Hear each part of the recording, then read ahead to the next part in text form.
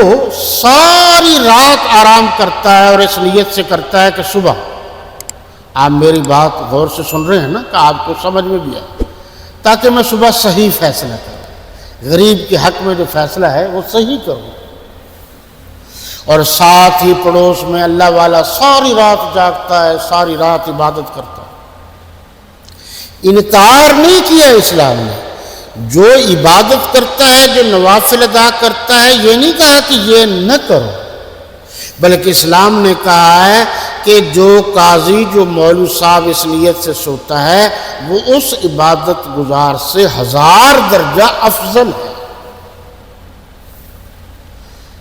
اور آپ خود دیکھیے، اللہ کرے آپ کو کچہری سے واسطہ نہ پڑے، ہمیں پڑا ہے، ہم نے بڑے قریب سے دیکھا، تو آپ اس نتیجے پر پہنچیں گے کہ ایک عبادت گزار ہے، ایک نیک ہے، ایک شریف آدمی ہے، ایک حلال کھانے والا ہے، کسی وجہ سے وہ پھنس گیا، تو کچہری والے اس کا وہ رگڑا نکالتے ہیں کہ وہ توبہ کر کے آتا ہے کہ یار اس قانون کا ہمیں کیا فائدہ ہے کہ ہمارے ساتھ تو اتنی بڑی زیادتی ہوگی اور یہ ہو رہا ہے۔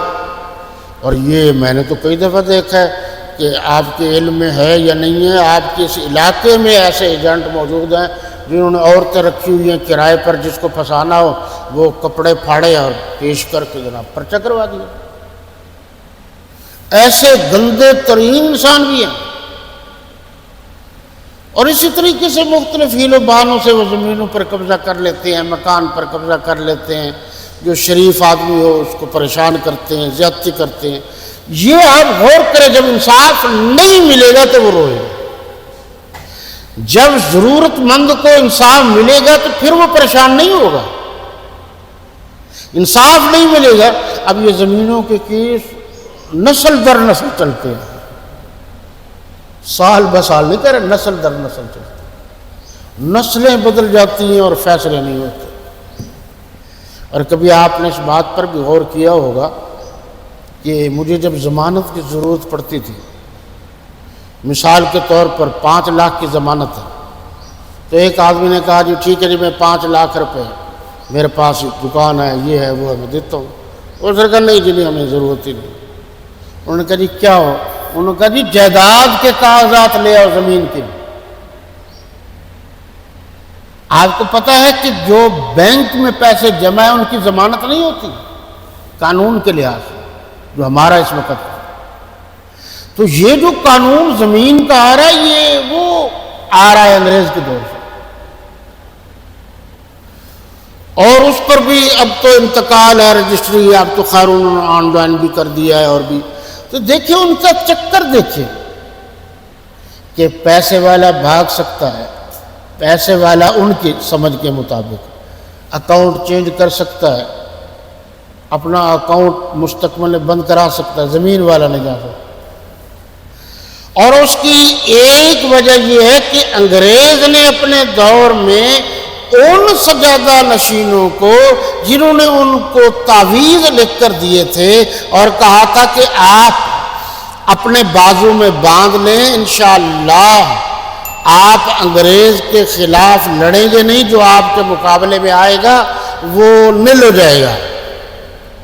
ان کی وجہ سے انگریزوں نے بطور اعزاز کی پرانی کتابیں پڑھی ہیں، ان سجادہ نشینوں کو زمینیں دی تھی، اور ایک سکیم تھی گھوڑا پال سکیم، وہ یہی تھی کہ وہ دوڑاتے تھے جہاں جہاں تک وہ جاتا تھا، یہ تمہاری ہے۔ اب اگلا مسئلہ آیا کہ تمہاری ویلیو کیسے بنے۔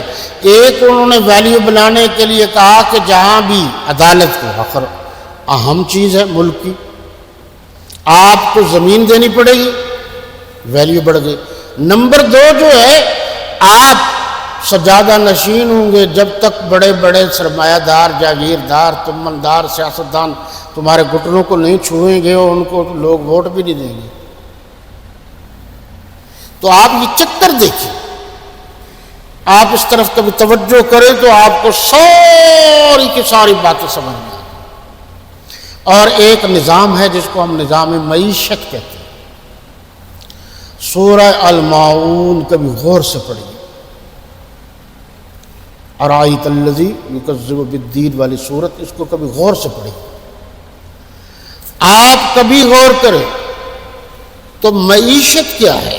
مختصر لفظوں میں یہ جان لیجئے، اسلام کا نظام معیشت بتا رہا ہوں، قبضہ گروپ والوں کی بات نہیں ہو رہی۔ معیشت یہ ہے کہ میرے 5 بچے، ہم 2 میاں بیوی ہیں، 7 ہیں، اب بچوں کو پڑھانا بھی ہے، باقی ضروریات بھی ہے، یہ ہے وہ ہے، میری جو خرچہ ہے وہ 1 لاکھ روپیہ ہے بالفرض، آمد جو ہے وہ 50,000 ہے۔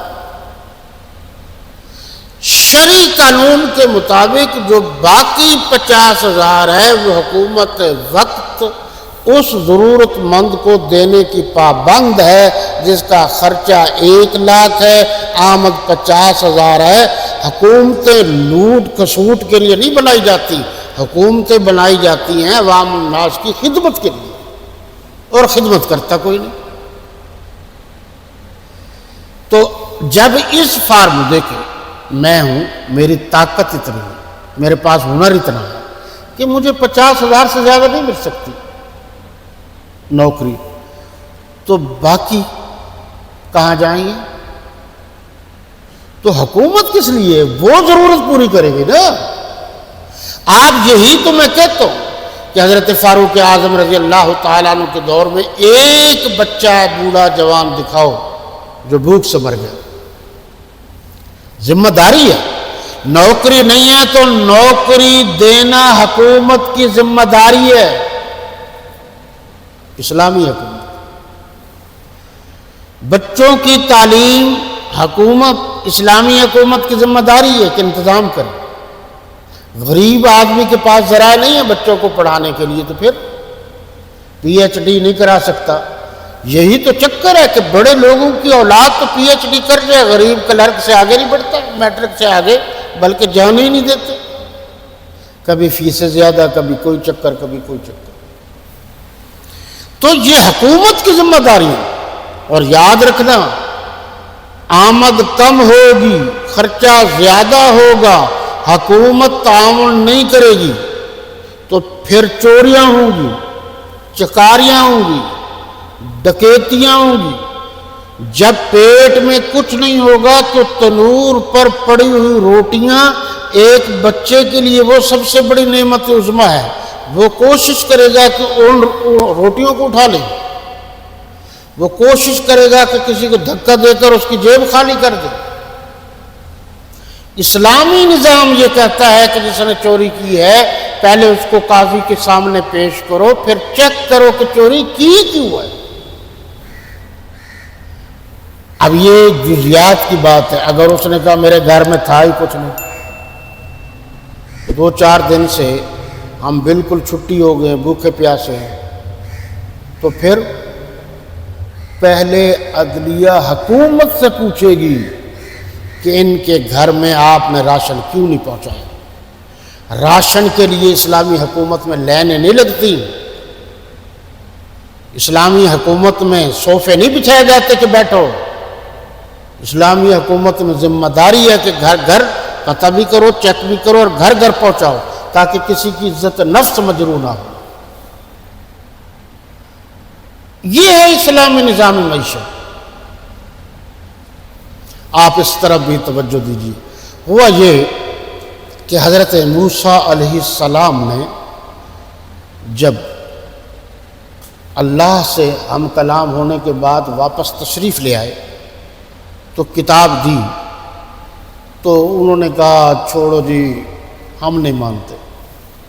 پھر اس وقت کے بڑے متعین ہوئے 70 آدمی، وہ کوہ طور پر گئے، اللہ سے ہم کلام ہوئے۔ پھر انہوں نے کہا جی ہمیں شک پڑا ہے، اب ہم دیکھنا چاہتے ہیں، کبھی کوئی اعتراض، کبھی کوئی اعتراض۔ تو اللہ تعالیٰ ناراض ہوئے، بعض نے لکھا وہ بے ہوش ہو گئے، بعض نے لکھا وہ مر گئے۔ حضرت موسیٰ علیہ السلام نے فرمایا اللہ پہلے یہ قوم مجھ سے ناراض ہے، پھر وہ کہیں گے انہوں نے جان بوجھ کے مارا ہے۔ پھر وہ زندہ ہوئے، واپس آئے، انہوں نے آ کر کہا ہاں ہاں ہم نے سنا ہے، اللہ نے کہا ہے بھی ان کی باتوں پر عمل کرو۔ آگے ایک لفظ انہوں نے خود گھڑ لیا، کہنے لگے کہ بس اللہ نے کہا ہے جتنا تم سے ہو سکتا ہے اتنا کر لو، جتنا نہیں ہو سکتا اسے چھوڑ دو۔ اس میں وہی ذکر ہے وَإِذَا أَخَذْنَا مِيثَاقَكُمْ وَرَفَعْنَا فَوْقَكُمُ الطُّورَ خُذُوا مَا آتَيْنَاكُمْ بِقُوَّةٍ وَاذْكُرُوا مَا فِيهِ لَعَلَّكُمْ تَتَّقُونَ۔ اور جب ہم نے تم سے عہد کر لیا اور کوہ طور کو تم پر اٹھا کھڑا کیا، ہاں جی تم وعدے سے جب مکر گئے تو کوہ طور کا پہاڑ ہم نے جو اوپر، اللہ کہہ رہے ہیں کہ ہم نے کھڑا کر دیا اور یوں نظر آ رہا تھا جیسے گرا سو گرا، ہیبت ناک۔ یہ کبھی آپ پہاڑی علاقوں میں اگر گئے ہوں، جانے والوں کو بڑا پتہ ہے، خاص کر آپ ڈی جی خان سے اس طرف کوئٹہ کی طرف چلے جائیں تو آگے اب تو خیر پھر بھی کچھ سڑک بن گئی، تو وہ جو اوپر آپ دیکھیں نا وہ یوں پہاڑ ہیں، ایسا ڈر لگتا ہے جیسے ابھی گرے، نیچے گرے تو وہ ایک قسم کے وہ خندق سی ہے، وہ خندق ہے، نالی ہے، نالا ہے، پتہ نہیں کیا، اس کو گھبراہٹ ہے اوپر دیکھے تو جی۔ اب جب انہوں نے دیکھا یہ تو گرا کوہ طور، یعنی تو طور کا پہاڑ،